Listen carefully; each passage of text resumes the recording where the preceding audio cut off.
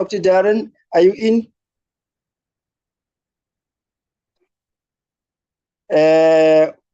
Policy is in, eh? Kaiso, try to check.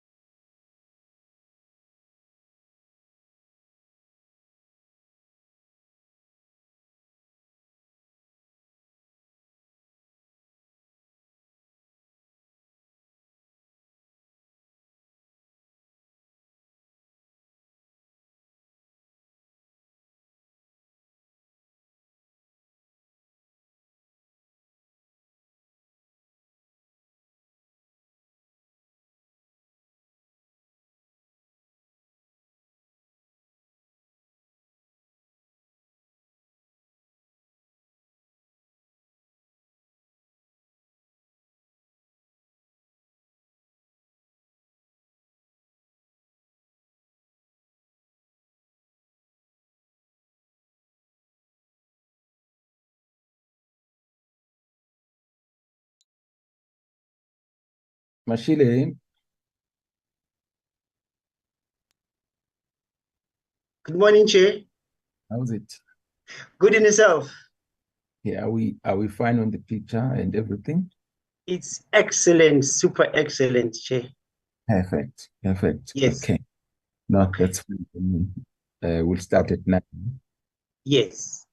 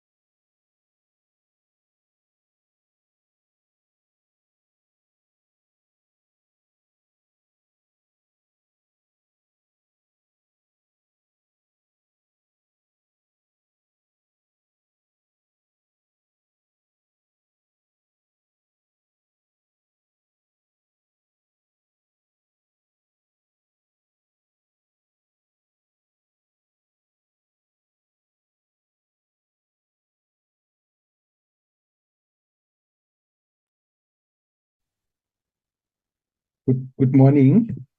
I see other members are still struggling to connect.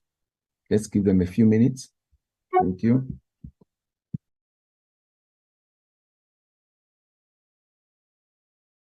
Recording in progress.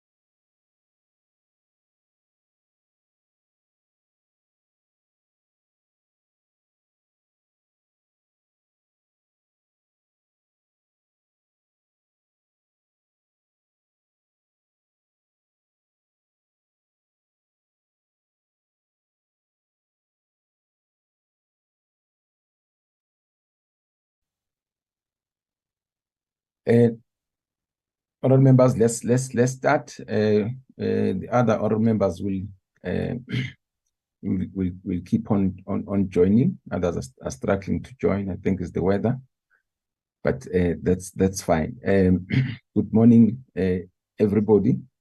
Good morning, honorable members, our support staff, Dr. Mbava and commissioners and the team FFC, members of the media, National Treasury, members of the public. You are most welcome to the today's presentation. You'll remember that the Minister of Finance during a MTBPS, he presented a number of legislations, but there are three that we're busy dealing with from our side. So that's what the FFC will be taking us on, briefing us on, and those are the Division of Revenue Amendment Bill, the DORAP, the Adjustment Appropriation Bill, and the Eskom Debt Relief Amendment Bill. These are the bills that were presented by the Minister of Finance when he presented the midterm budget. So before we then proceed, let me check with the Secretariat. Do we have any apologies? Good morning, Chair. Molo. We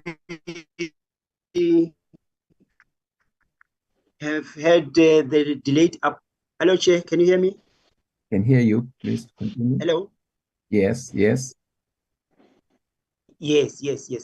Yesterday, we had a delayed apology from Honorable Sarupen and Honorable Ntlangwini on account of ill health. And today, I'm also conveying their apology for today's meeting.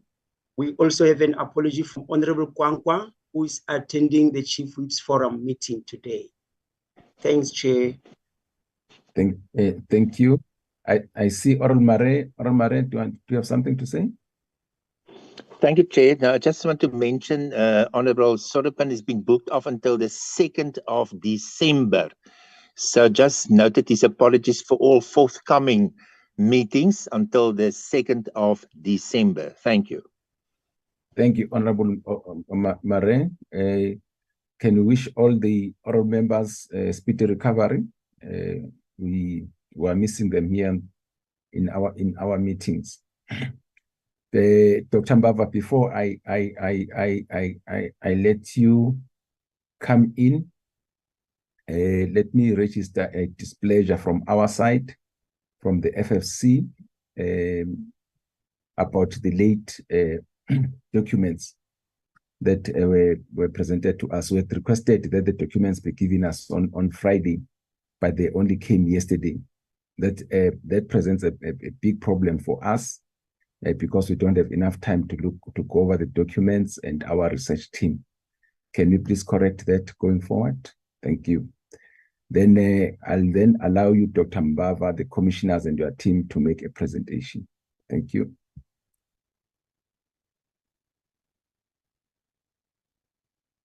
Dawatela.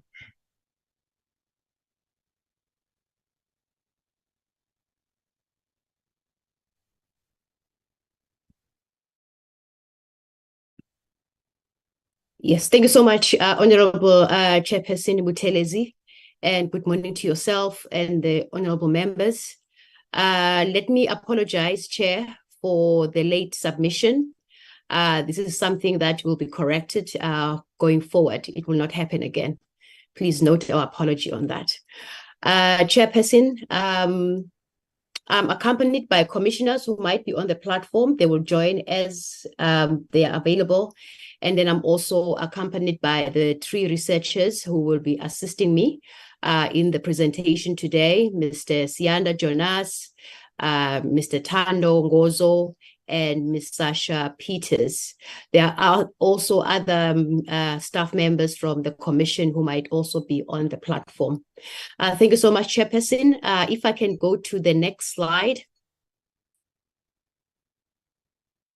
Chairperson, we are in front of your committee today, the Standing Committee on Appropriation, to present on the division of revenue bill and the other bills that we will go into. First, as a matter of protocol, just to go over the mandate of the FFC. What is the FFC?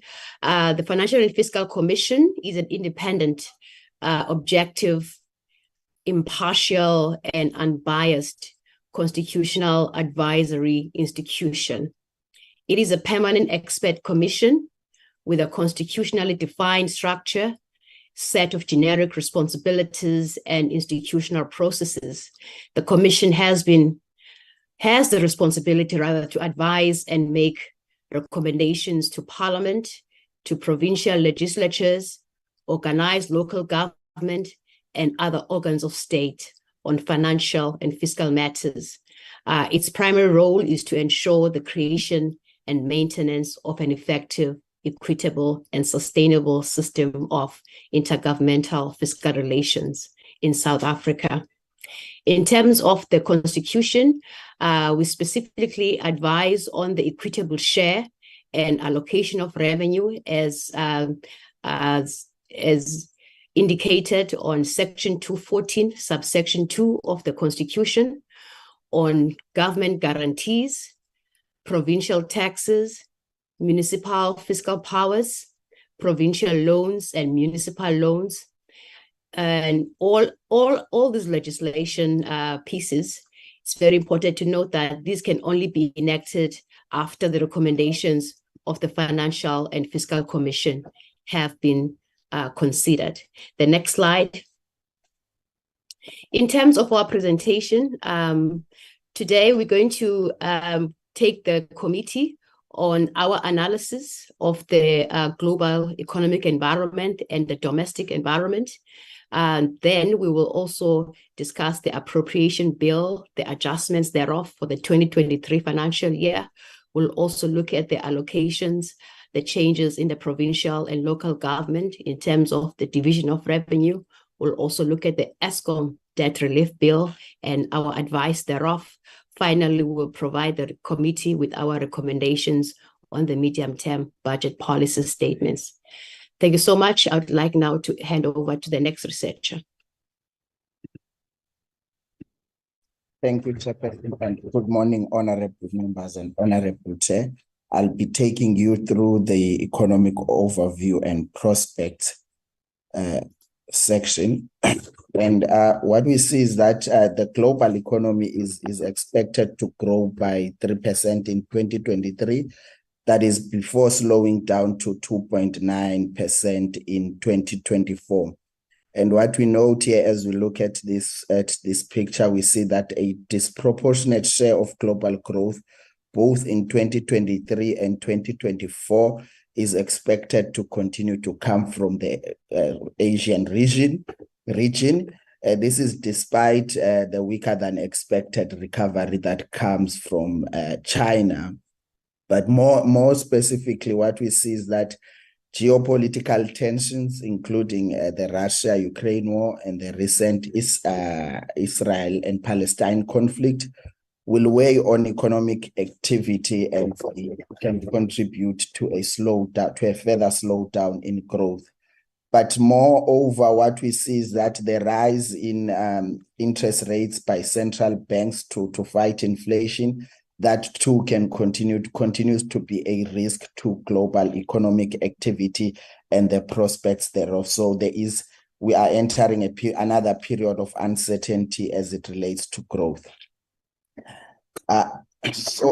Although inflation, which was largely driven by the lingering supply chain disruptions because of the COVID-19 shock and the commodity price spikes due to the Russia and Ukraine war conflict, is beginning or is gradually showing signs of moderation, a full recovery toward pre-COVID-19 pandemic trends appears to be at a distance. This is although energy prices and food prices slowed down from their peak in 2022, they remain elevated, and we are warning that geopolitical tensions may disrupt the moderation that was beginning to emerge. So there is a need to address those geopolitical tensions, especially as they relate to the Israel and Palestine conflict, which has a potential to disrupt the entire region. But more specifically, what we saw is that inflation moderated from a peak of about 8.7% in 2022 to below 6.8% in 2023. Slide. So in terms of looking at growth domestically, we know that global developments always have a spillover effect to South Africa, and we know that external and domestic risk have weighed in on South Africa's economic growth prospects. But despite the slow global growth and intensified load shedding recently, economic activity in South Africa recovered further in the second quarter of 2023. We saw that the real growth or real GDP increased for 2 consecutive quarters. It increased by 0.4% in the first quarter of 2023 and by 0.6% in the second quarter of 2023. However, we want to highlight that we encourage the government to move faster in implementing structural reforms to support economic growth, because without sustainable growth, achieving debt stabilization might necessitate larger and more harmful spending reductions. And then insofar as looking at inflation, we know that the nation continues to grapple with inflation, which increased for the second consecutive month and continues to surge there's a continuous surge in fuel prices. So we see that in August 2023, inflation stood at 4.8%, and in September it increased to 5.4%. And what we see is that the trajectory of South Africa's headline inflation rate has been shaped primarily by administered prices. And this underscores the need for fiscal and monetary policy coordination, because fiscal policy can continue to undermine the ability of monetary policy to control inflation, especially in a context where inflation is largely driven by administered prices. And then looking at unemployment, of course, we note the latest figures, which we should update. The latest figures show that the official unemployment rate decreased by 0.7 percentage of a point, and it decreased to 31.9% in Q3. And we see that this was largely driven by 7 provinces. So official unemployment decreased in 7 provinces. Equally, what we see is that the expanded unemployment rate also decreased, and it decreased by 0.9 percentage point in Q3 of 2023. So it decreased to 41.2%. But what we want to, although we see this resilience in unemployment in the context of low growth, we want to highlight again and note that there are these long-standing structural challenges also which are also found in the labor market that impact on growth and undermine the progress of quickly addressing or moving faster in addressing poverty and unemployment and inequality in South Africa. So there is a need to address those long-standing structural challenges. At this point, Chair, I'll hand over to Tando, who will look at the fiscal framework, fiscal framework. Tando. Thank you, Sianda, and good morning to you, Chairperson, and honorable members, and also colleagues that are present on the platform. We'll just use these two slides to contextualize and also set the scene for our division of revenue analysis. So what we want to say is that so the slide, the graph on this slide compares the main government revenue and expenditure between 2023 budget and the 2023 MTBPS, and we're covering the period between 2020-21 to 2026-27. So what is apparent from the graph is that the fiscal situation is weaker than what was projected in the 2023 budget. And this is due to increasing public sector wages, growing debt, service costs, and the extension of the SRD grant. And what is perhaps more important is to note that despite efforts to reduce spending, fiscal sustainability has not been restored. We see that even the reductions in frontline services have also been insufficient in addressing the underlying macroeconomic challenges faced by the country, thus hindering the achievement of fiscal consolidation. Next slide.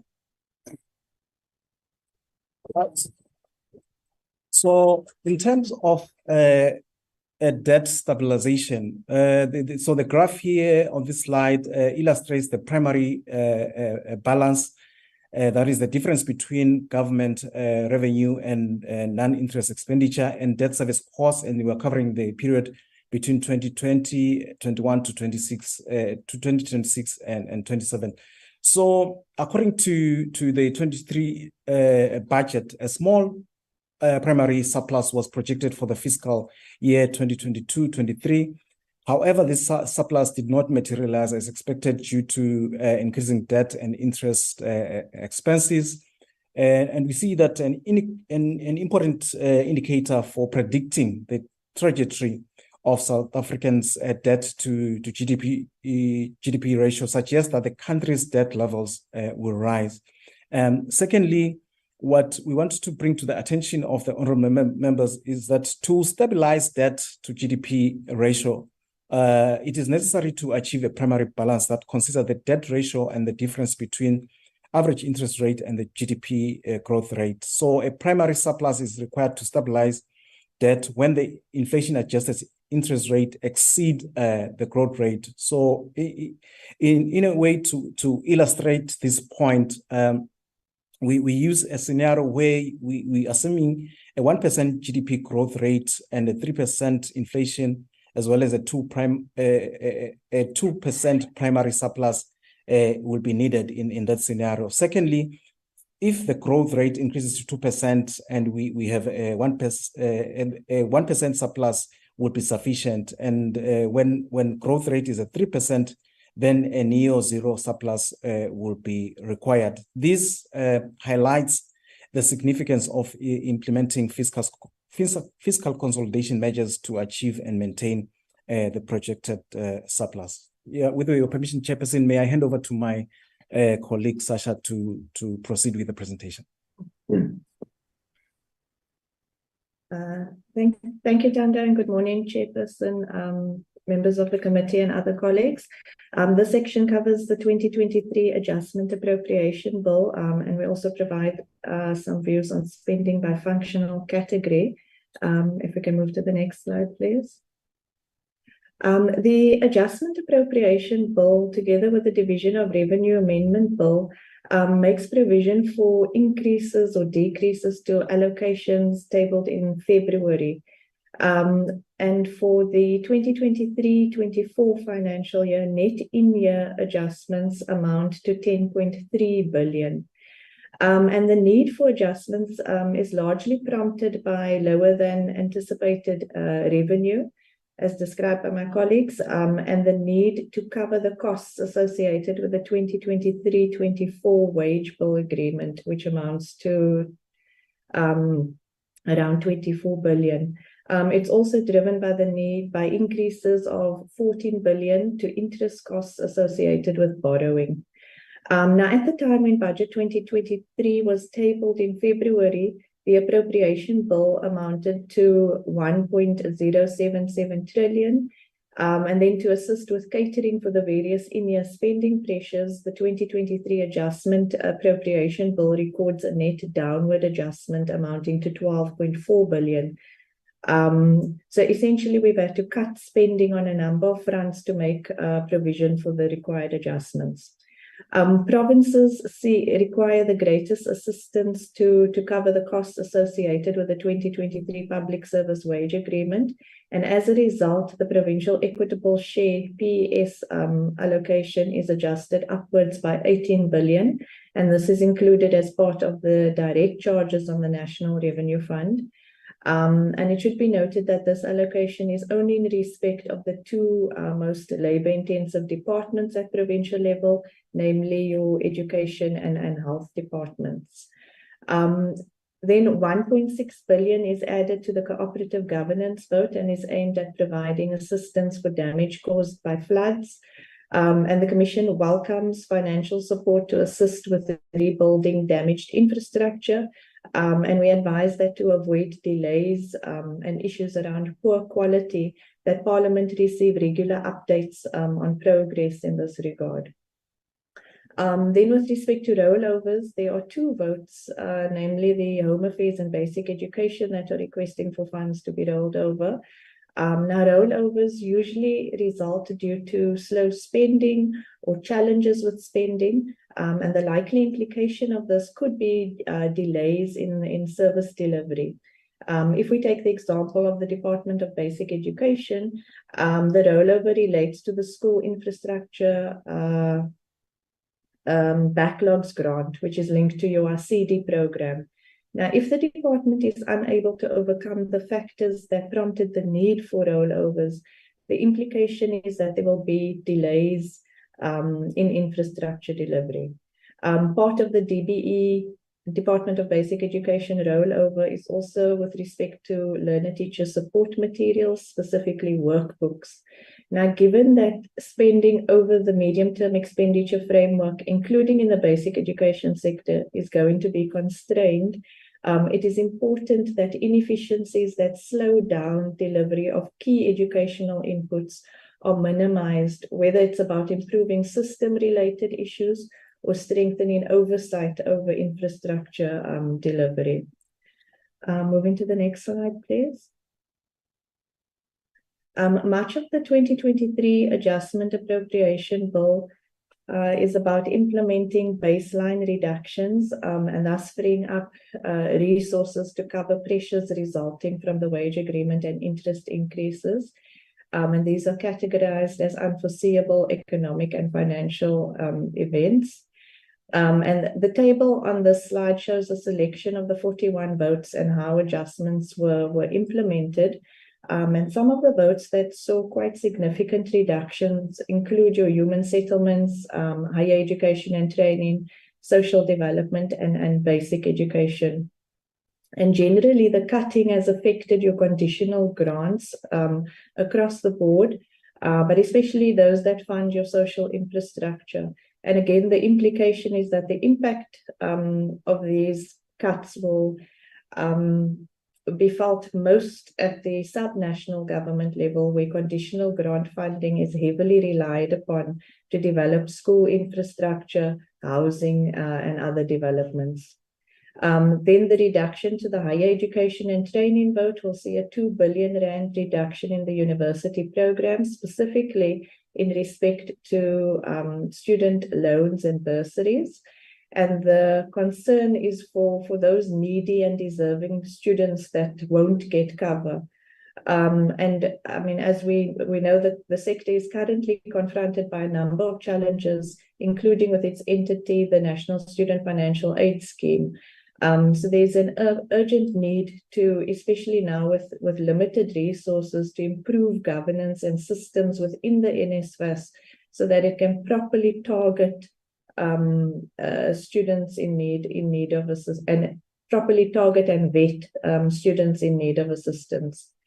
Chair, the other reduction we own in on here concerns the reduction to the Social Security grants, notably the 1.7 billion rand cut to this SRD grant, and alongside the cuts to the grants themselves, grant administration is also cut by 4 million. Now, throughout the life of the SRD grant, the Commission has continuously raised concern around underspending and cuts to this grant, which, you know, we question given the cost of living crisis and extent of need that exists. And we hope that the cuts do not mean more measures to limit eligibility for this grant. And this has been a particularly contentious issue with the Department of Social Development now also facing litigation centering around the eligibility requirements. Then with respect to reductions to grant administration, this has the potential to affect the efficacy of processes underpinning grant application approvals and payments. And it should be borne in mind that, you know, delays in accessing grant money can be detrimental for the beneficiaries that depend on them. Therefore, the Commission advises that the department must ensure that mitigation strategies are in place to avoid this. Increases that are there are in respect mostly for assisting labor-intensive functions located at the national level. And these are in respect of the police, defense, and correctional services votes, and it's to assist them with the costs associated with the wage agreement. Moving to the next slide, please. This slide covers consolidated spending by function over the next 3 years. So it indicates, it just provides a sense of overall trends in a sector, so not within a particular sphere where, you know, whereas the Appropriations Bill was focusing more on the national. And we see that consolidated spending will be adjusted from 2.3 trillion in 2023-24 to 2.4 trillion in 2024-25. And we see government trying to maintain that balance between spending on capital to support its infrastructure-led growth approach, whilst, you know, balancing that with spending on social wage interventions. And as a result, we see relatively stronger growth in the economic development category, the community development category, as well as social development, now driven by the extension of the SRD. But of course, the growth in these functional categories, as has been the trend, it competes with growth in debt service costs. And in 2024-25, debt service costs are projected to outgrow the 7 functional categories and is set to show an 8.8% increase. Then we see the key functions of health and learning and culture, particularly basic education, growing marginally by under 2%. So very minimal growth in the 2 biggest provincial functions, again, largely due to the need to cover the wage bill costs. Chair, there are 2 broad issues that we wanted to note. The first, as we've done in previous submissions, is to reiterate the need for policy certainty regarding the SRD grant, and more broadly, overall reform of social security in South Africa. Due to the lack of policy certainty over the 3 years, over the past 3 years, funding for the SRD grant has occurred in a rather ad hoc manner, which places much stress on the fiscus and creates uncertainty for beneficiaries. The second issue concerns the reliance in public investment in infrastructure to prompt growth. And while there is merit in taking this approach to kickstart growth, the question is whether this approach is working for South Africa, especially in the light of our challenges with implementing infrastructure projects. We also note that each year there are new interventions to strengthen our capabilities to manage and implement infrastructure projects. And it's not, clear that these interventions are having the intended outcome. We also caution against the establishment of interventions with similar mandates. MTBPS 2023 talks about establishing a new agency, whereas in the past we've had various interventions like the Infrastructure Delivery Improvement Program, which focused largely on provincial departments, especially your health and education departments. We had the Municipal Infrastructure Support Agency, MISA, which focuses on infrastructure at the local government level. We also saw the Presidential Infrastructure Coordinating Commission. So we would advise government that a more effective approach from a technical and cost perspective will be to consider options for integrating these various interventions so as to leverage the full complement of skills and experience that exists within these separate interventions, while also reducing operating costs in the process. Moving to the next slide, please. There are 3 recommendations from this section. The first is that the nominal growth across most of the functional spending areas are noted.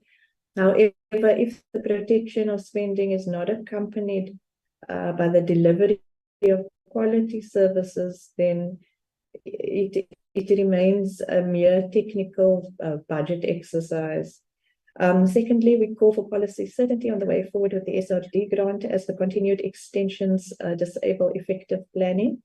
And third, we advise government to rethink whether the infrastructure-led growth approach alone can kickstart growth, especially considering our capabilities or lack thereof to manage and implement these types of projects. Moving to the next slide, please. This section looks at the 2023 Division of Revenue Amendment Bill and focuses on provinces. Moving to the next slide, please. Over the next three years of the 2024 MTF period, total intergovernmental transfers comprising your provincial equitable share allocation and provincial conditional grants are projected to show a nominal increase of 2% in 2024-25, so a marginal and below inflation increase. Then over the 2 outer years, the nominal increases amount to just over 4% per annum. Overall, these projections imply that provinces are likely to remain under pressure over the next 3 years. And when we look specifically at the equitable share, which is the dominant funding instrument for provinces, it's important to note that the increase in 2024-25 will be for funding the costs associated with the wage agreement. Also, the increase is geared specifically it's only geared at provincial education and health departments, who will be allocated 10.8 and 6.8 billion respectively, while other provincial departments, it has been indicated they will need to find ways to absorb the increased costs associated with the wage agreement. Moving to the next slide, please. Turning to conditional grants. At the provincial level, grants play a critical role in funding infrastructure development related to key provincial responsibilities, such as your basic education, health, housing. And what we see is that conditional grants are negatively affected by the need to divert resources to covering costs associated with the wage agreement, especially in 2023-24, where due to the need for in-year adjustments, a number of conditional grants were cut. So overall, we see provincial conditional grants being reduced from 123.3 billion in 2022-23 to 121 billion in 2023-24. And the reductions in conditional grant funding will, of course, negatively affect the ability of provinces to deliver services, especially the delivery of infrastructure across a range of functions. And if we take just education, for example, the biggest cut has been to the education infrastructure grant.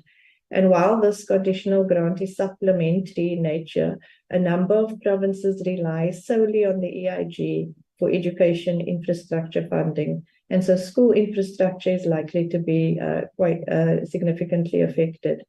More broadly speaking, the 2023 MTBPS emphasizes that provincial education departments will be constrained in terms of hiring new teachers, and that this may very well lead to larger class sizes and higher learner-teacher ratios. So these are all aspects that are likely to negatively affect overall learner performance. Moving to the next slide, please.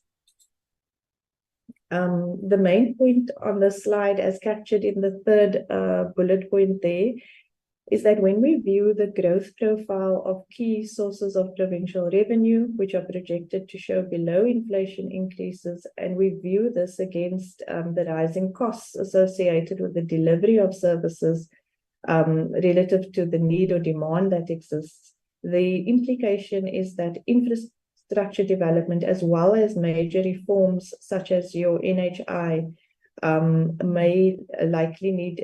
will be negatively affected, but will also need to be postponed. Moving to the next slide. In terms of the recommendations flowing from the section, it relates to the cuts to conditional grants, especially the 2023-24 figures. And we note that these reductions are likely to affect the implementation of key infrastructure projects and reforms.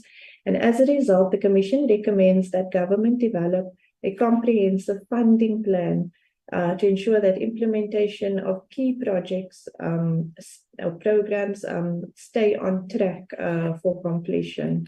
I'll hand over to Thando now. Thank you. Thank you, Sasha. I'll be taking you through the Division of Revenue Amendment Bill as it relates to local government. Next slide. So the overview of local government allocation, this is what we're dealing with in this slide. And the graph that you see on this slide captures the various funding sources for the local government sphere. And we're covering the period between 2019-20 and 2025-26. So there are a number of points that we want to highlight with regards to this. Firstly, that the 2023 MTBPS highlighted numerous challenges in the local government sector. As honorable members will be aware, many municipalities are distressed and dysfunctional with their fiscal health deteriorating over the years. So the Commission emphasizes the urgent need to reconsider the local government fiscal framework, governance and institution.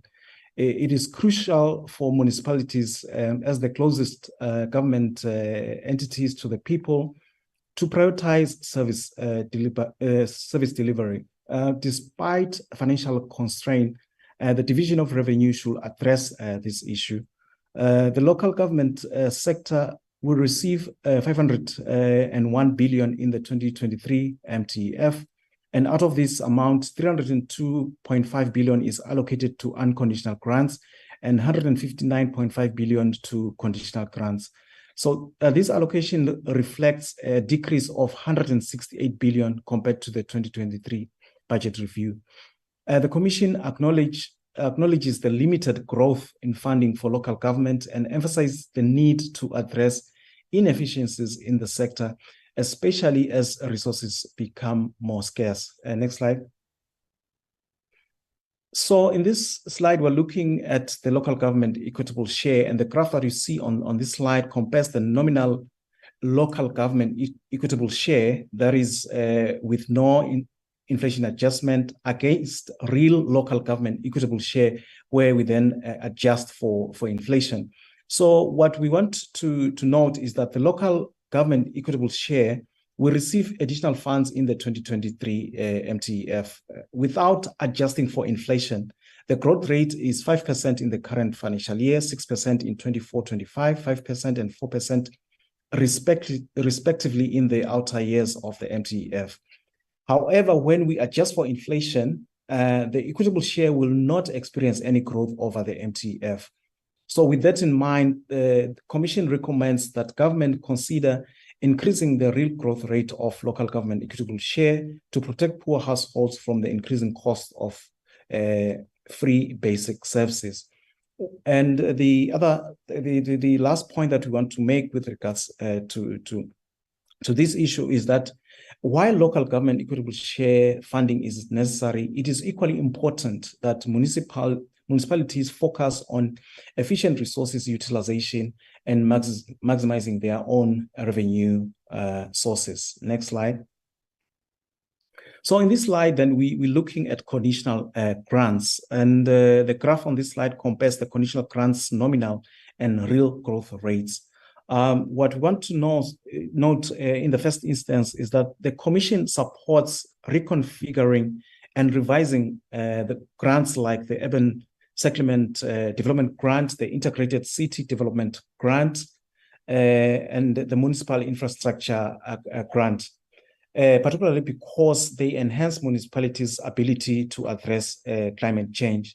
The Commission also welcomes the additional 370 million allocated to the Municipal Disaster Recovery Grant for recent disasters, but urges municipalities and government to be proactive rather than reactive in tackling climate change. The Commission has previously highlighted the inadequate spending on infrastructure maintenance, emphasizing its importance in mitigating climate change impact. In this regard, municipalities should prioritize and improve repairs and maintenance expenditures.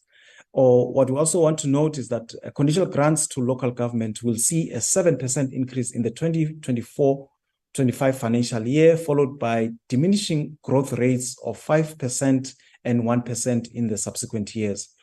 However, just like in the previous instance, when we adjust for inflation, there is no annual average increase in conditional grants for local governments.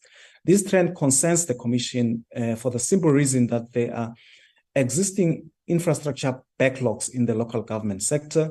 As such, the Commission believes this funding must be protected from the ongoing fiscal consolidation measures. Next slide. So in this slide, we're concentrating on municipal debt relief. So the Commission welcomes the provision of Eskom debt relief to municipalities, which is a unique form of assistance. However, the Commission is concerned about the punitive nature of the conditions attached to the debt relief. Specifically, we're referring to the condition for Eskom to take over electricity provision function from municipalities if they fail to meet the debt relief conditions. This is worrisome to the Commission, as electricity is the main revenue source for municipalities, and losing this function will severely affect sustainability and increase dependency on national transfer. So the Commission in this regard urges National Treasury to review this condition. Next slide. So there are two key recommendations that emanate from this section. Firstly, the Commission reiterates its recommendation for National Treasury in collaboration with SALGA and COCTA and provincial governments to encourage local municipalities to implement effective revenue enforcement and credit control measures. Secondly, the Commission recommends that National Treasury reconsider the condition of taking over the electricity license from municipalities if they fail to meet the debt relief condition. Next slide. So the next section then, we're looking at Eskom debt relief bill. Next slide. On this slide, we are addressing two interrelated issues. So the issue of contingent liabilities as they relate to SOEs, and as well as Eskom debt relief bill. So government guarantees to state-owned enterprises pose a significant risk, as many are in poor financial position, increasing the likelihood of these liabilities becoming a reality. Major SOEs have experienced a decline in performance over the past decades, with rising operational costs, decreasing net profits, and unsustainable debt levels. Secondly, we're saying that high debt costs and employee compensation increase operational costs, hampering profit generation. Additionally, low demand and economic growth in the post-COVID-19 era have further limited revenue growth for most SOEs. We also note that the Minister of Finance has not clarified the specific conditions for Eskom debt relief. Still, history tells us that debt bailouts to SOEs have failed to address the underlying structural issues contributing to their poor performance. These then cast doubt on whether the debt relief will lead to long-term operational achievements.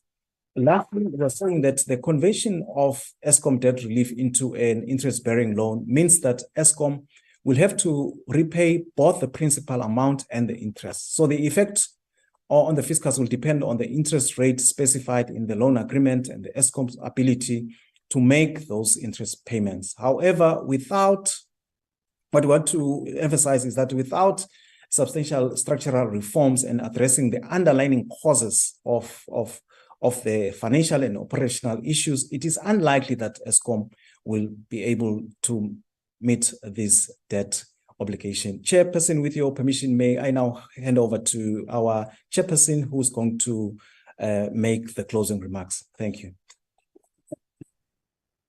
Thank you so much, Thando. In conclusion, honorable members, next slide. We have noted that the geopolitical tensions, including the war in the Ukraine-Russia war, these have had an impact on the South African economy, including uncertain economic growth outlook, as well as the tightening financial conditions. The global tensions may continue to exacerbate inflationary pressures via higher energy and food prices, which could result in a more rapid tightening of monetary policy and additional fiscal pressures. Therefore, public finances will remain constrained in the context of rising global tensions and where the economic outlook is constrained by inadequate electricity supply and deteriorating infrastructure. The Commission therefore encourages government to move faster in implementing structural reforms to support growth, because without sustainable growth, achieving debt stabilization will necessitate even larger and more harmful spending reduction. Next slide. In recent months, financial conditions have tightened, pointing to a worsening of the sovereign risk premium and an increase in the financing cost faced by government. The Commission recommends implementing fiscal rules that provide a comprehensive framework imposing specific constraints on fiscal policy. These rules aim to cultivate fiscal discipline and ensure the long-term sustainability of public finances. The conversion of the Eskom debt relief program to an interest-bearing loan means that Eskom will be obligated to pay interest in addition to repaying the principal amount. While this has the potential to partially offset the cost of the bailout on the fiscus, which would mitigate some risk associated with it, the impact that this will have on the fiscus will depend on the interest rate specified in the loan agreement, as well as Eskom's ability to service interest payments on the loan. Considering Eskom's deteriorating performance as evidenced by net profit losses, unsustainable debt levels, and worsening liquidity ratios, without significant structural reforms that address the root causes of its financial and operational challenges, it is unlikely that the entity will be able to service these debt obligations. That concludes our recommendations, Honorable Chair, and we will now entertain questions from your side. Thank you so much.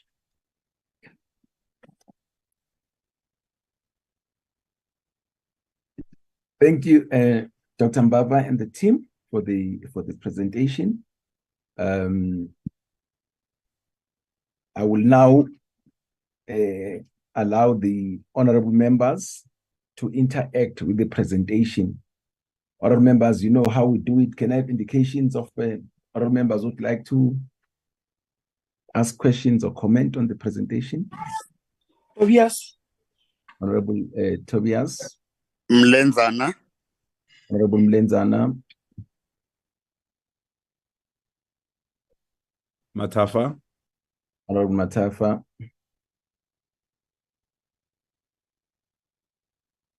Honorable members.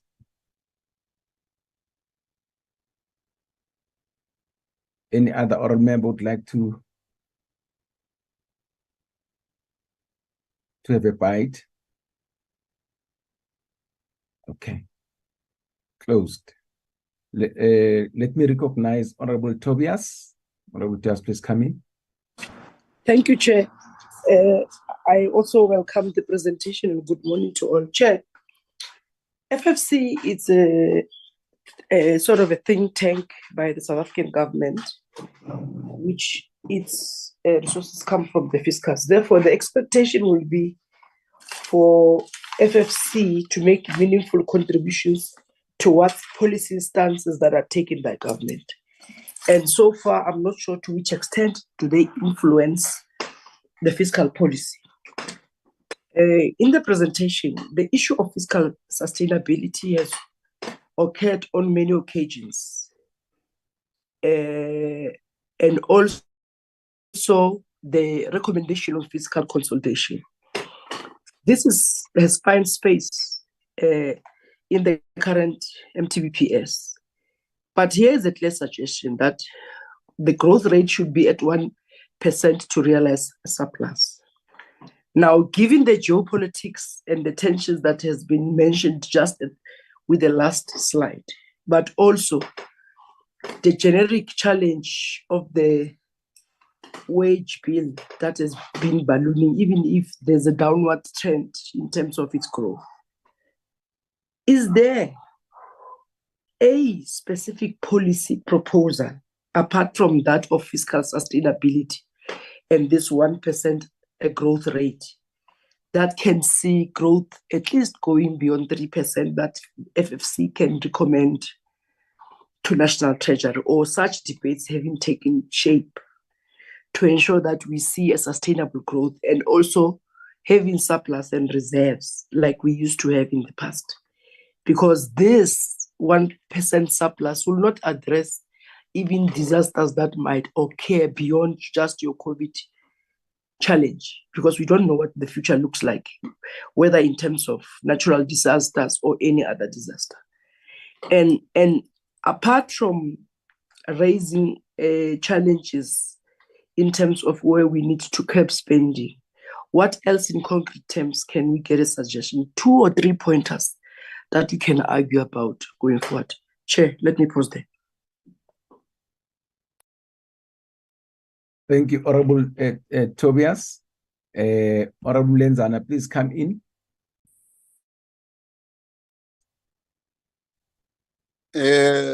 No, thanks, Chairperson, and greetings, Dr. Mbava and Team FFC. My voice has joined that one of Honorable Matava today, Chairperson. I don't know what happened. But at least it is not as hoarse as his. Greetings, honorable members and everybody in the platform. Let me also welcome the presentation, Honorable Chairperson, with a few questions, but of course they're interrelated, Chairperson. Dr. Mbava, what is your view regarding baseline budgeting versus zero-based budgeting? I'm very passionate about this. Chairperson, you will excuse me for the background. I'm already in Parliament, so I've just tried to get a corner. So I am not much in control of the background, please. I was saying, Dr. Mbava. Yes. The background is perfect. There's no problem. It's out there. Oh, then fine. Thanks. I was worried, Chairperson. I'm raising this question, Chairperson, raised based on the fact that, in fact, it flows to the next question. As to Dr. Mbava, how do you feel about reductions as a result of non-spending, e.g., what is your take on the cuts in the Department of Education, where money is not spent, but the department has got huge infrastructure backlog, which we know, you have mentioned. Now, as I said, Chairperson, that these questions are related. Can FFC talk to us about their views on three aspects? One would be spending or non-spending on infrastructure budget. Two would be job creation or employment creation or unemployment. And three would be the general economic recovery or economic development. If they could link for me those three and test as the country, where are we now? Direction are we taking? Then on municipalities, Chair, this one would be generic. What is the general expenditure trend of the municipal equitable shares? Just for us to know, is there, when you look at just the outlook, how is the expenditure generally? And then the last one would be, do municipalities have and maintain their asset registers? To this regard, do they know the age of their assets? Knowing the age, of course, would then, Chairperson, inform as to whether there is continuous servicing of assets, particularly those assets which are usually affected by climate change and or related conditions. Avoiding a situation where we would put in money each and every financial year, working as if it's new project, when in actual fact projects were not maintained because municipalities were not aware that these are aging and all, because there wasn't asset register management. Thanks, Chairperson. Honorable Mlenzana, thank you very much. Honorable Matafa.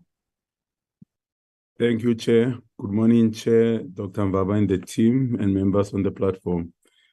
Chair, I'm only going to ask one question. You'd swear that Honorable Mlenzana was sent to me to ask all the questions that I had, but equally did indicate that most of these questions are related. Chair, the only question that remains unasked from the ones that I had identified that an Honorable Mlenzana asked is on the issue of the surplus in dealing with the debt. The presenter went into detail in explaining how surplus is a determining factor on how you mitigate the impact of debt servicing cost and the sovereign debt as a whole. Now, my question is just to find out if, according to the FFC, the trajectory of the MTBPS, is it one that shows that we are likely to achieve a situation where there is a surplus that will be able to cushion the impact of the raising debt as well as the related costs thereof? That will be the only question that is remaining, Chairperson, and thank you very much for opening the platform for us. Thank you, Chair. Thank you. Before I let FFC respond, let me check. Did I jump in, oral member?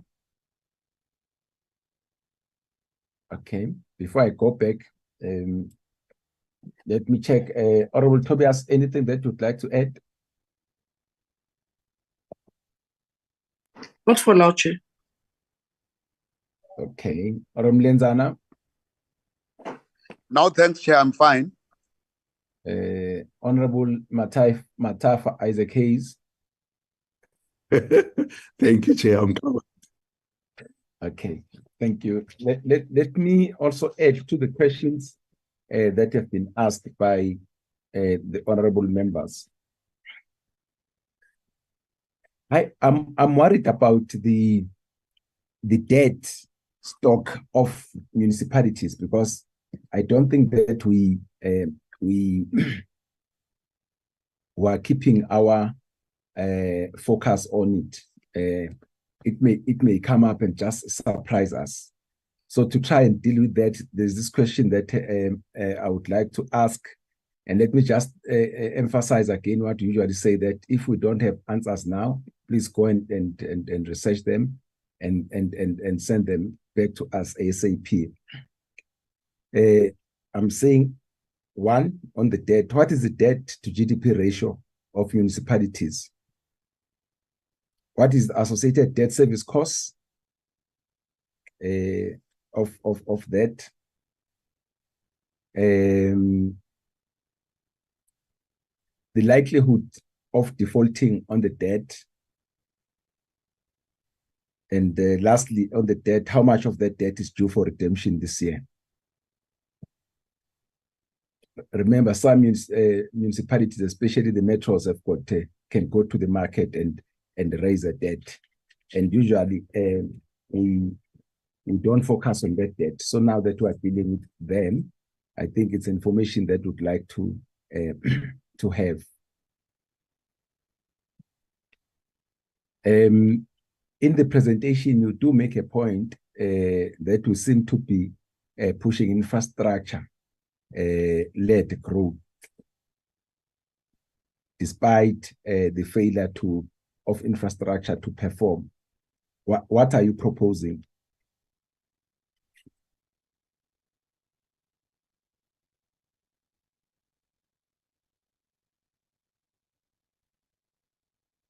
The minister says the conditional grants that were targeted for cuts are by and large the perennial underspenders. So even if you want to progress the argument, it means that even if they didn't cut, those grants were not going to be utilized. And finally, the people who are the ultimate beneficiaries were not going to benefit in any case. But you are saying that from your argument, you're saying this will affect negatively the implementation of key projects. So I see a contradiction in that, but I would like to hear what you have to say.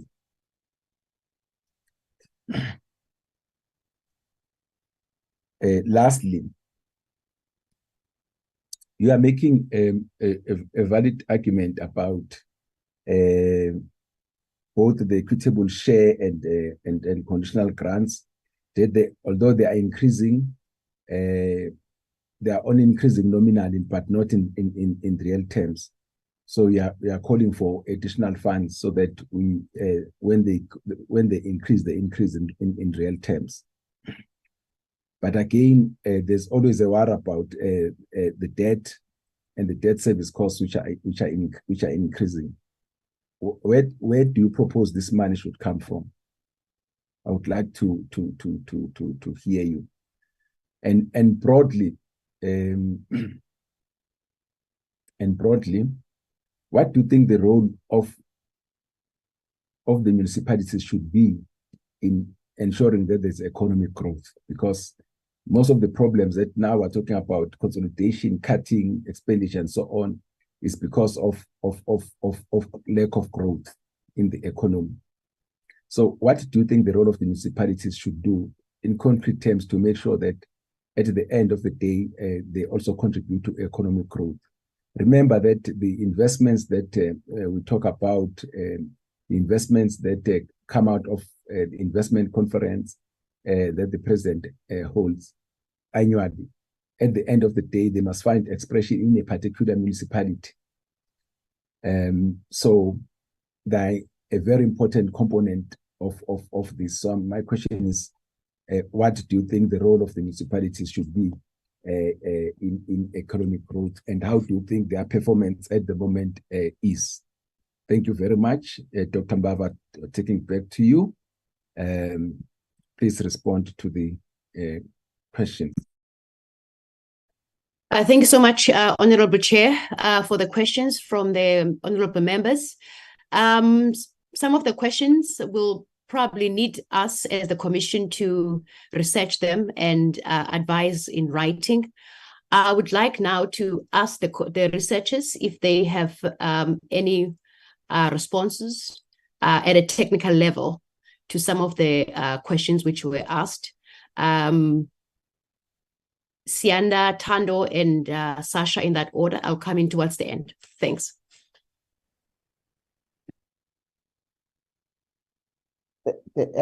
Thanks, Chair, and thank you for the questions from the honorable members.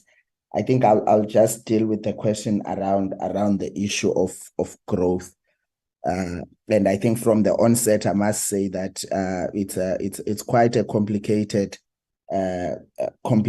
question to respond to, and say this is the magic stick, or this is the answer to the question of growth.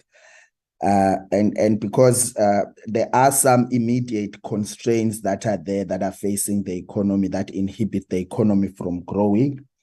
And some of them we are aware of them, such as the ongoing load shedding, which can adversely affect investment decisions by companies, especially those in the energy which rely mostly on energy, or who are operating in energy intensive industries.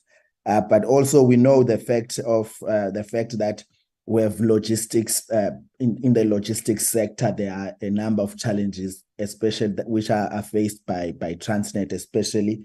And we know that in the immediate, those can affect or are beginning to affect economic growth, especially in the export industry as it relates to the mining.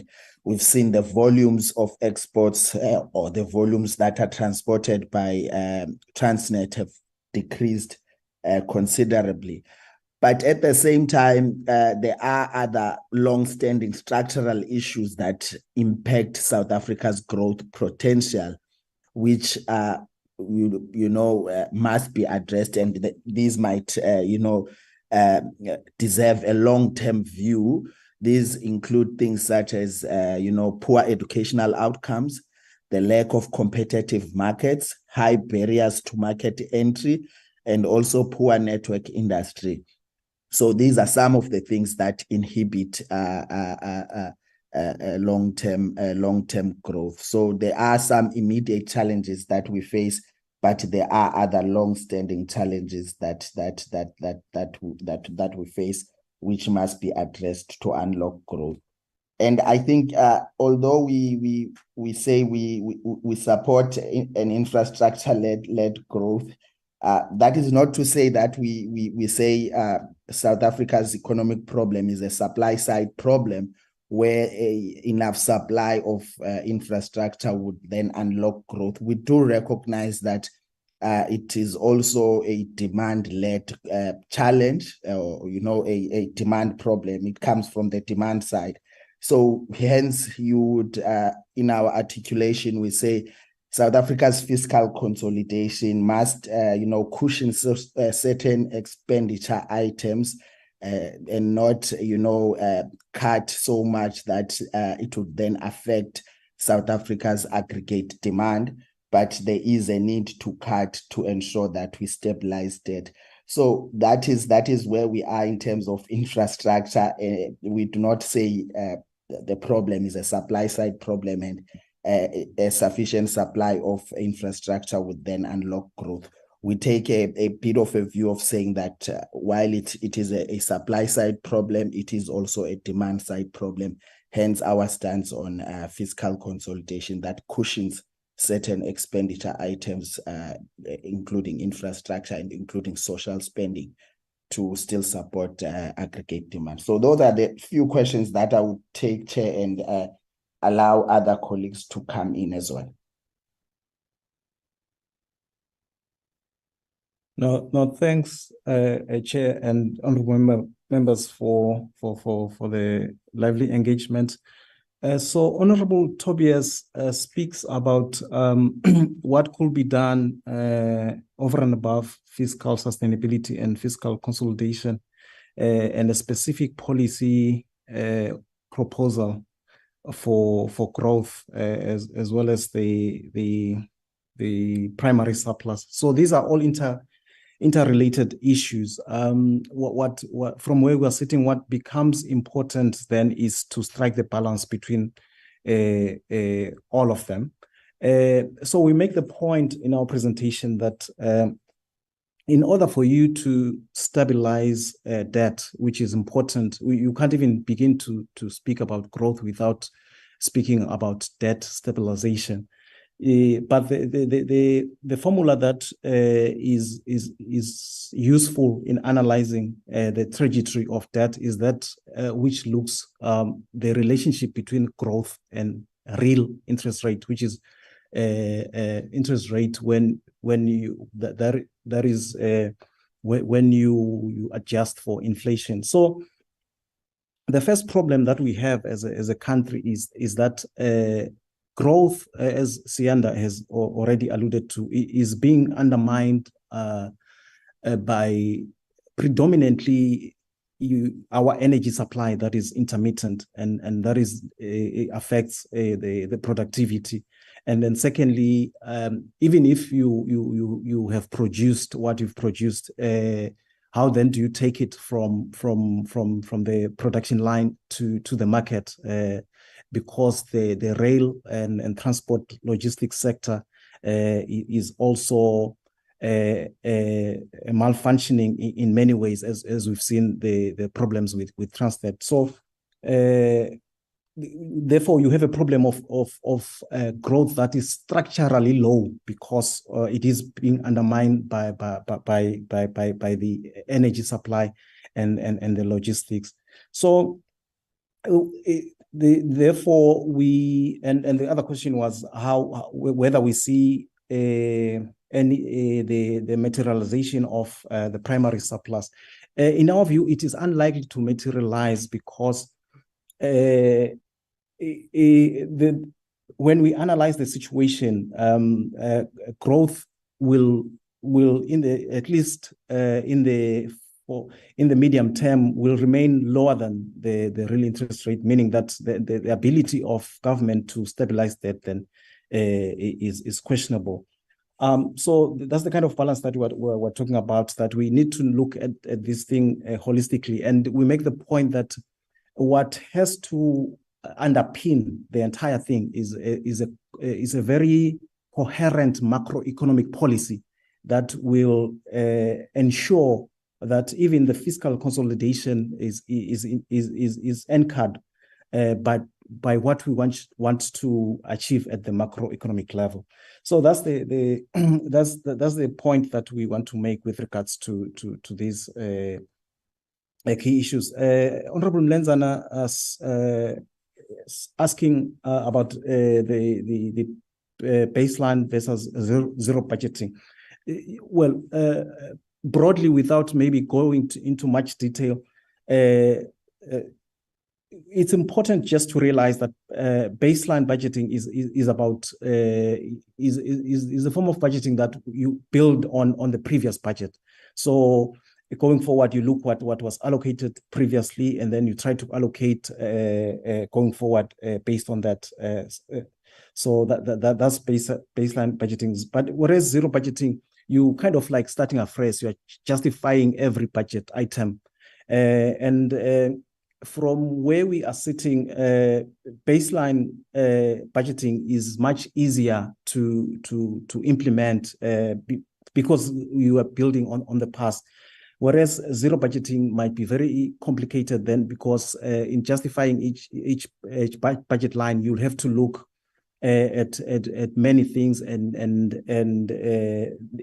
that sense, it becomes very complicated to institute a zero budgeting. So maybe for now that's all we can say on the issue. And if Honorable Mlenzana wants us to go deeper, we can then provide a more detailed written response with regards to that. So spending or non-spending on infrastructure. Yes, as again, Sianda has alluded to infrastructure spending and infrastructure growth, infrastructure-led growth. I think the point that we want to highlight is the fact that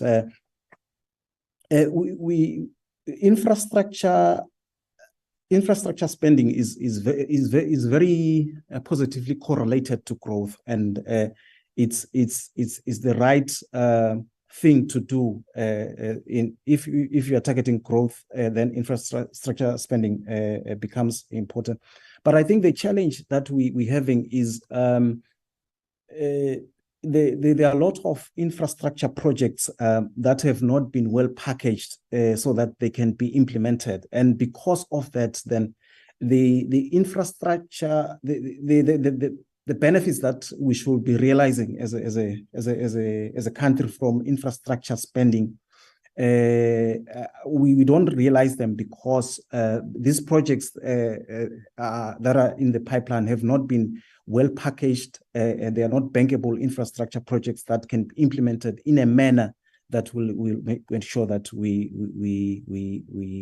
reap the fruits in terms of economic growth. Municipalities,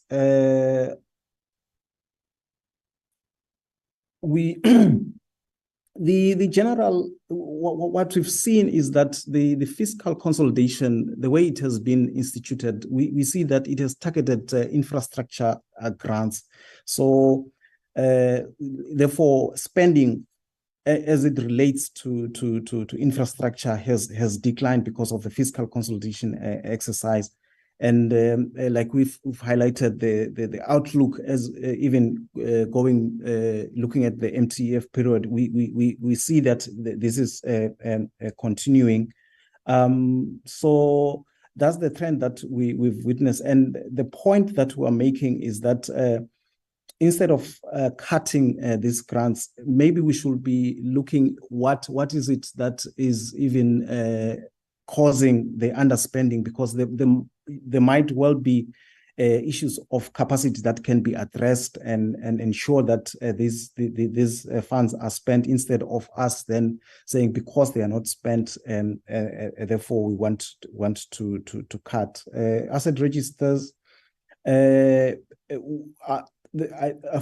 where we are sitting, we're saying asset registers they must be kept for purposes mainly of like honorable member has correctly pointed out, the intention would be to see how you then implement your how then you make sure that whatever you have already is maintained. So we make the point in the presentation that we see that there's very little that is allocated for maintenance. So what we want to say is that it doesn't help to just keep asset registered, but they must be kept with this, with the purpose in mind of ensuring that you have a proper maintenance schedule that is based on how your assets are depreciating.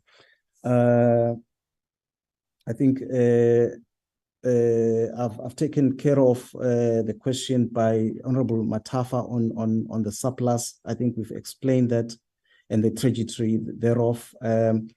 Chairperson Honorable Telezi has asked very detailed questions that will require us to look at the issues with some kind of detail. So we will request that we come back to those with detailed written responses where issues as they relate to debt stock of municipalities, debt to GDP for municipalities, service costs, likely for default, and the debt due for redemption.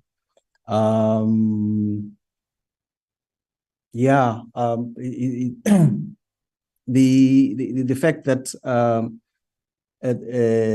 Treasury is saying that they've cut perennial underspenders, if we call them that, and therefore even if there were no cuts, there will be no benefits in terms of if these funds were going to be taken back to National Treasury again. Like I've said, I think our own understanding is that we should be focusing on resolving the issues that result to underspending.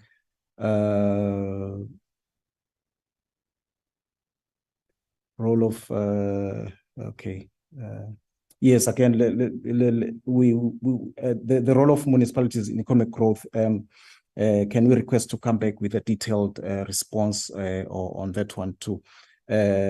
Chairperson, I will allow my colleague Sasha to come in and take some of the questions. Thank you. Thank you, Danda. I think most of them have been covered, but just to add on the decreases due to non-spending, I think, as Danda's mentioned, we cannot just, cutting is not a long-term sustainable solution to underspending. Underspent conditional grants. Those conditional grants were instituted to drive the implementation of national priorities. So, for example, if we see continued underspending on the school's infrastructure backlogs grant, and we continue cutting it, do we just take it that we will stay with schools that have pit latrines? I don't think we can do that. So we need to figure out why funding is not being spent. Section 154 of the Constitution actually compels national and provincial governments to, our overall system of oversight and monitoring compels us to evaluate what is driving underperformance and to assist for national, especially to assist subnational governments to effectively undertake their constitutional obligations.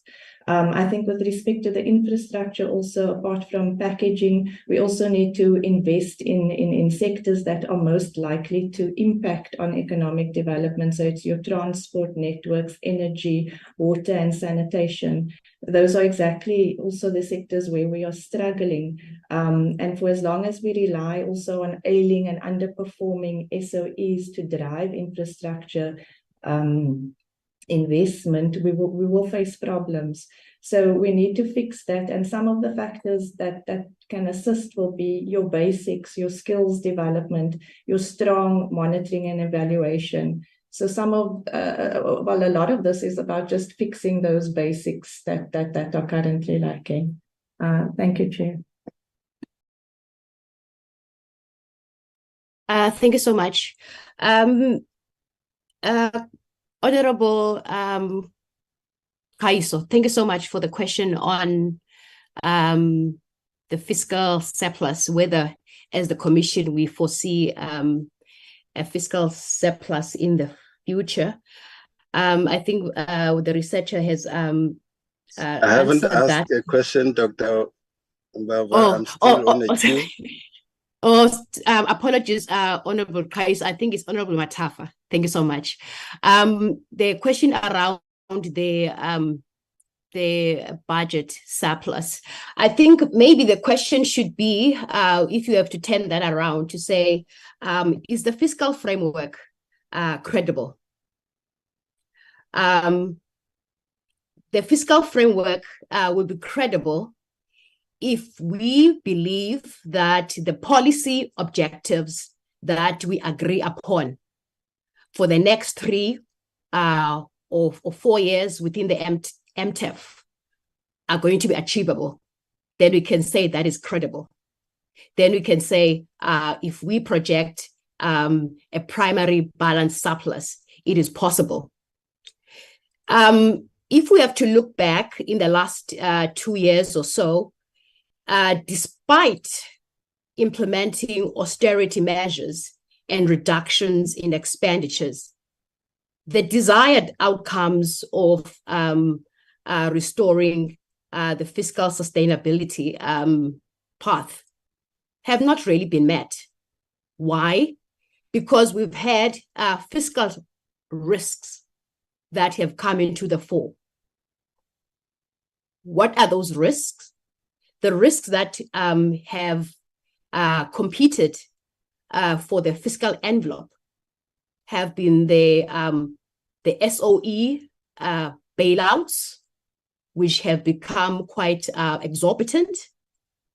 The other risks that have faced the fiscus in terms of achieving that credible path has been the escalating public wage bill.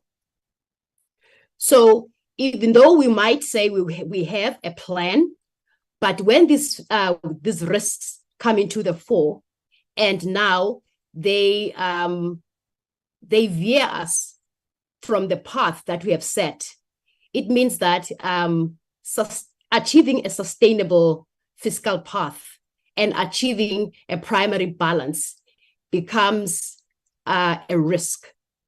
So in this instance, what do we foresee going forward? We can achieve a primary balance into the future if we abide by the rules that we set, if we abide by the policy objectives, if we contain our spending, if we stay within our fiscal envelope, we can achieve the primary balance. So it's about us ensuring that the fiscal framework that we are setting up now for the next 3 years and the objectives we have set, we abide by it. So it is possible.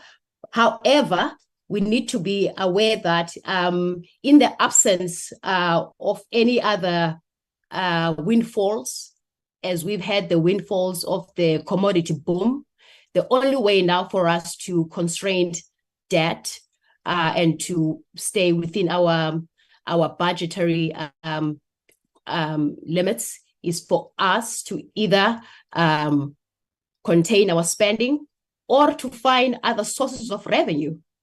So that is where we can now look. So we do not foresee any other forthcoming global commodity windfall which can give us a boost. So it means that we have to look with our own internal resources.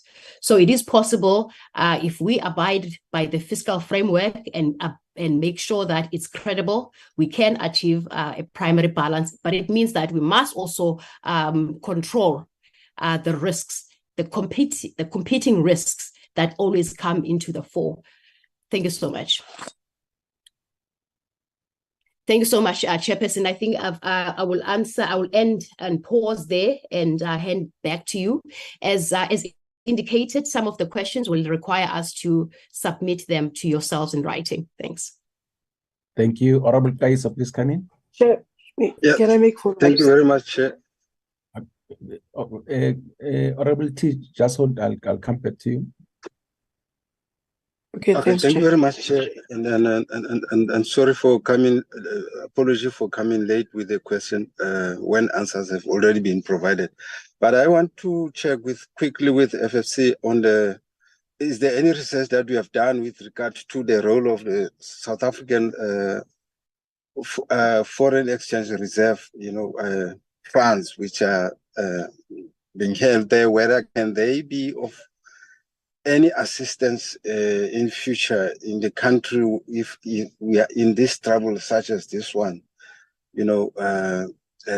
such that we perhaps if we can be put on the light, because when we have some reserve fund, but it's really it's very rare when we engage on that space. So I just want to check whether the FFC has done its research around it, and what future role can it play for immediate intervention.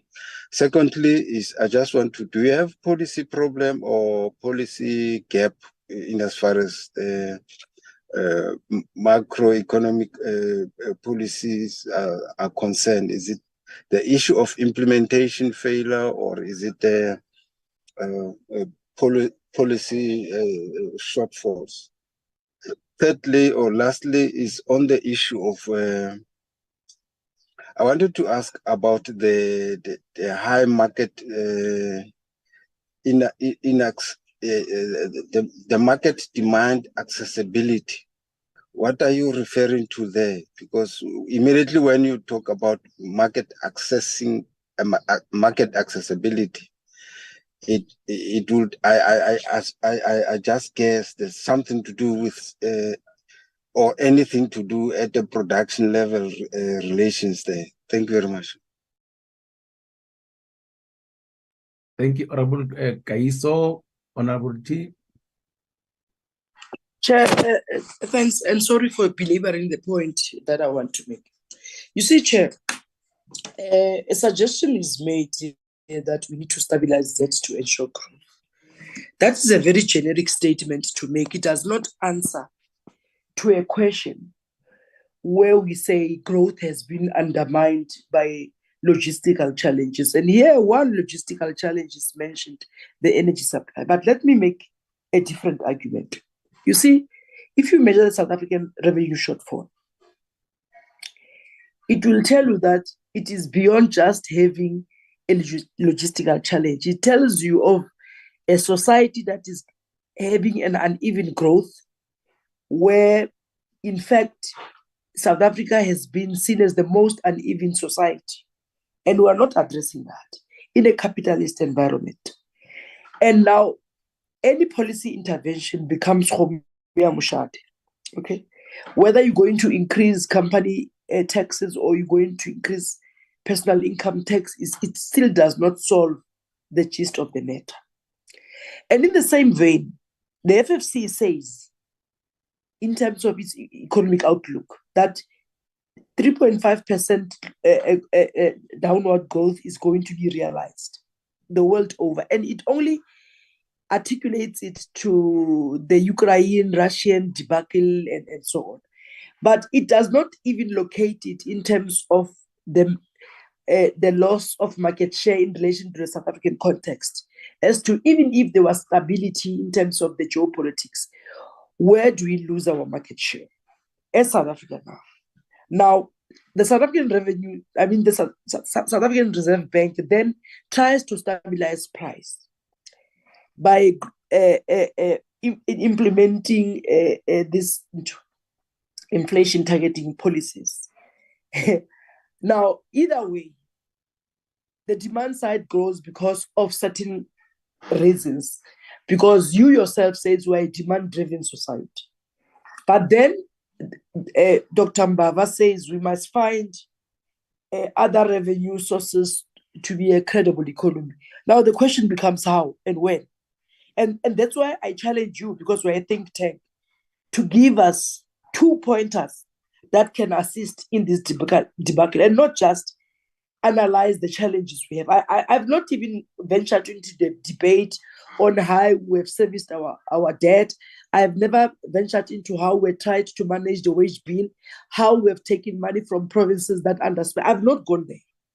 I'm just at a macroeconomic policy level. And we can't try to escape this issue that we must discuss. And we can't limit it to fiscal consolidation. I challenge you. Thanks, Chair. Thank you, Honorable T. Dr. Mbava and the team have a go on the issues that have been raised. Your take? Yeah, no, thanks. Thank you so much. Thank you so much, Chair. I think probably we should have a roundtable as the FFC to discuss some of these questions that Honorable Tobias, you asking. I think that will be a very interesting discussion indeed. Just want to find out if any of the researchers have any cogent response.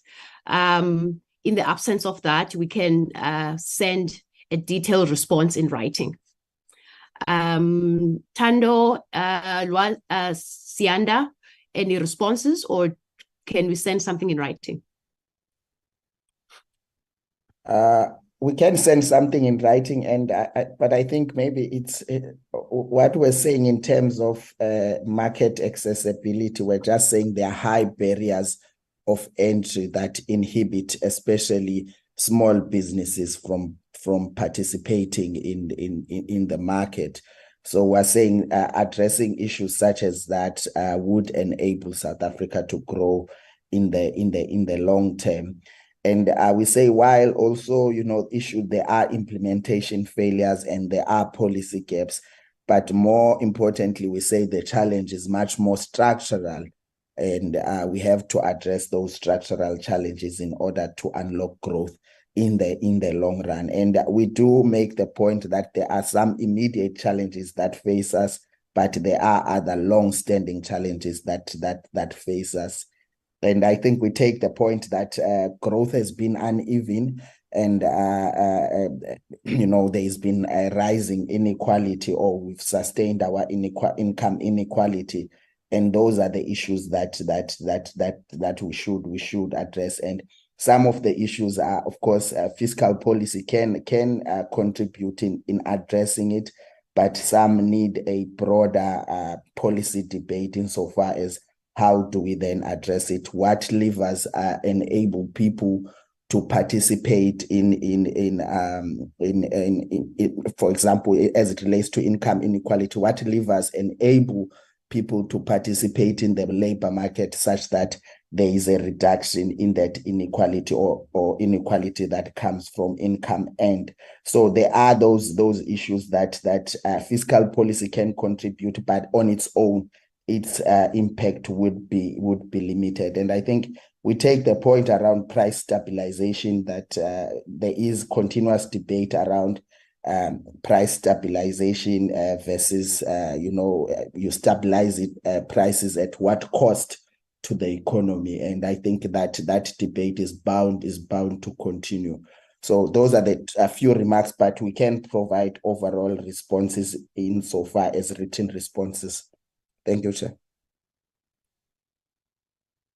No, there were issues raised by Honorable Kaiso. No, thanks, Chair. Let's deal maybe at high level, and then like Sianda is saying, we will also provide written responses. No, we haven't done any research on the role of the reserve fund that sits at the Reserve Bank. It suffice to note that our basic understanding of it is that it's as the honorable member will know, it's a paper-based kind of fund, and secondly, it is backed up by it is linked to movements in our exchange rate and so forth. So for us to tap into it, will have to, first of all, to understand its generation and its sustainability first, and then maybe also then try to understand if at all it can assist in the fiscal challenges that we have, how that even maybe from a legal perspective can be initiated. So that's just top of the head kind of understanding that we have on it, but we haven't done thorough research on it. The issue of whether we have a policy problem or policy gap or an implementation problem, it's a bigger debate, Honorable Kaiso. But on the face of it, you will be aware that as a country, we've had a number of policy documents, starting from ASGISA, and ASGISA. There was ASGISA, for instance. There was a number of policy documents, including even the national development plans, that have focused on different aspects of the economy, emphasized different things at different during different periods.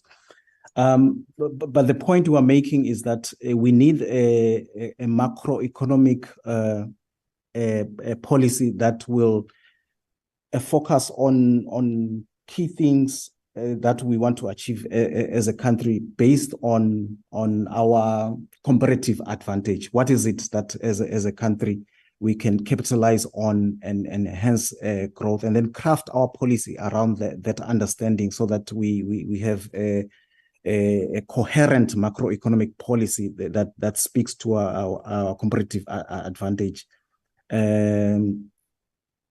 As you will know that it's just a high level analysis of it. The aggregate demand has different components. For instance, you have your consumption component, your investment component, your government spending component, and then you have the net export component. So the fiscal policies just speaks to one component, the government spending component. The other components of aggregate demand, consumption, for instance, investment and net exports, are other avenues that we can leverage on in crafting a macroeconomic policy that speaks to those. Investment, for instance, is the main focus. Even the president has hosted a number of investment summits. But how then do we craft a macroeconomic policy that speaks to encouraging more investment into the country? The net exports, how do we enhance our exports? And one of the things that we've already alluded to is the difficulties currently that we have in terms of transporting our exports. So in crafting that macroeconomic policy, then we can speak to all of these issues. But it's a larger, it's a bigger debate that maybe require more time and maybe more careful considerations. I think we loss of market share. I think what we want to, like the chairperson has said, the issue of economic growth in South Africa requires first a diagnosis of what is wrong, why the economy is not growing, and then you move from that perspective to say what then can be done. And I think Honorable Tobias is looking at the latter to say what is it that can be done, and we are saying that maybe before we get there, let's look at what is wrong, so that when we then reach that stage where what can be done, we are clear what is it that we want to address. No, thanks, Chair. Let me pause there for now. Yeah, Thank you so much, Tando. I think we accept the challenge, Honorable Tobias, that as the FFC we can lead that debate, have a policy debate, provide thought leadership on what is it that we can do to ensure that we have a sustainable fiscal growth path. On that note, Chairperson, let me hand over to you. I think we can pause from now. Thanks on our side. Thank you. Thank you, Dr. Mbava. Robert Price, I take it it's an old hand that is up. Robert Kaiso? Kaiso, are you muted?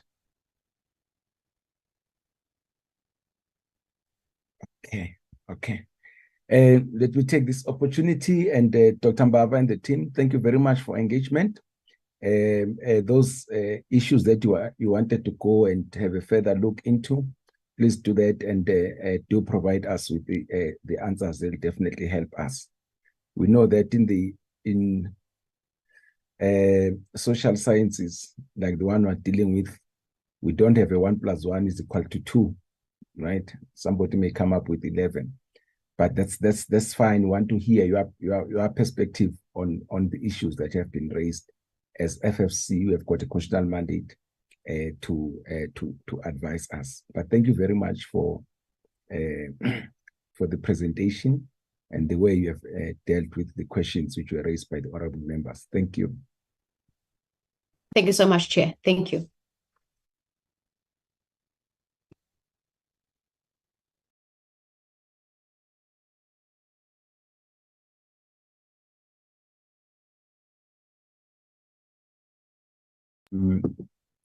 Mashile, what do we have? What's next on our consideration?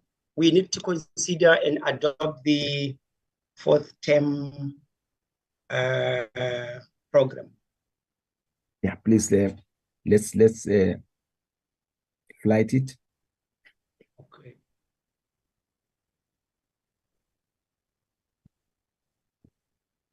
Just go down.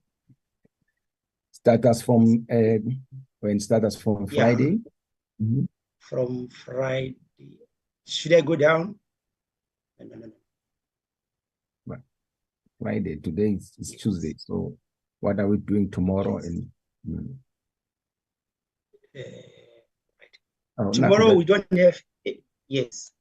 All right. Okay. We are here today, and then on.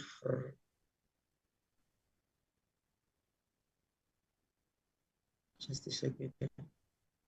Right. Yes. Today is the 5th. Yes. Are you fine, Shay? Can you see? Yeah, we can see. We're waiting for you, Mr. Mashide. All right. Yes. Today is the 15th. We've been meeting with the FFC. And then on Friday, we are going to have a joint meeting with the Standing Committee on Appropriations, where we are going to have a briefing from SALGA on 2023 Division of Revenue Bill. And then we are also going to have public hearings on the 2023 DORA bill. Then next week on the 21st, we are going to have a meeting where we're going to do the consideration. We're going to consider and adopt the draft bill on the 2023 DORA bill. Then on Wednesday, the 22nd, we're going to have a decision in the National Assembly on the 2023 DORA bill. Then on Friday, the 24th, we are hosting the Department of Cooperative Governance on the 23 Adjustment Appropriation Bill. And next Tuesday, we are going to have the Department of Water and Sanitation and the Department of Human Settlement on the 2023 Adjustment Appropriation Bill. Then in the morning and in the afternoon, we're going to have the Department of Health on the 2023 Appropriation Bill. Then on the 29th, we are hosting the Department of Basic Education together with the 4 provincial departments that have been selected on the basis of their perennial underspending patterns. We've identified the Department of Education in KZN, Free State, Limpopo, yeah. And then on Friday the 1st, we're going to have a public hearing on the following, the 2023 MTBPS. Mashile. Yes, Mashile. Chair. Yes. I think provinces that we are going to meet the MECs is Eastern Cape, Limpopo, and KZN. Not Free State. Yes. Yeah. Not the Free State. Okay. Thank you, Chair. Then on Friday the 1st, we are going to have public hearings. As I've explained, it's going to be a joint meeting with the Standing Committee on Appropriations. That is Friday the 1st of December. Then on Tuesday, we are going to consider the report on the 2023 MTBPS and the 2023 Adjustment Appropriation Bill and Eskom Debt Relief Amendment Bill. Then again, we are going to have the first draft, to consider the first draft of the legacy report. Then lastly, on the 6th of December, we are going to have a proposed decision, the decision on the proposed report on the 2023 MTBPS and the 2023 Adjustment Appropriation Bill. Thanks, Chair. Thank you, honorable members. Yes. This is the proposed program. As you can see, is very tight, and by the 6th of December, by the 5th of December, 6th of December, we should be done with the two bills, so that we also allow NCOP also to do its work before Parliament arises. Can you proceed on this, on the basis of this, honorable members? Yes. In order, Chairperson. Yes, Yeah, Chairperson. Mlenzana agrees. Okay. Mlenzana moves for the adoption of the program. Matafa, you are seconding that, eh? Yes, Chairperson. Thank you. So this will be, you can see, honorable members, it's quite tight, eh? So this is the last lap of the term. Right. Thank you very much. Next agenda item. Announcement and yes, that we don't have any correspondence. The only announcement is that we are meeting on Friday as indicated in the program. We're going to have a joint meeting with the Standing Committee on Appropriations at 9 o'clock to receive a briefing. You asked Standing Committee on Appropriation, so the joint select. There you go. Select committee. Yeah. Select Committee on Appropriations. Thank you, Chair. Yes. Thank you, Mr. Mashile. Chair. Members, welcome. Yes. It's the weekend of voter registration, and we're planning how we go about. So we will have half attention. So when people are quiet, you must know there's something going on. If they're not participating well in meetings, you understand, Chair. You understand that part, Chair. We'll try our best. I'm the slower one, you know by now. So my brain doesn't function like others. That's so news. I don't know that. You know, Chair. You know. Okay. No. That's fine. We'll note that, Honorable Tobias. We'll note that. Thank you. Honorable members, thank you to all of you. Honorable members, our support staff, members of the media, everybody who's on the platform, National Treasury on the platform. Thank you very much. This brings us to the end of the meeting. We'll meet on Friday. Meeting is adjourned. Thank you. Thank you, Chairperson. Now leave the chair. Thanks, Chairperson. Thanks, Chairperson. You.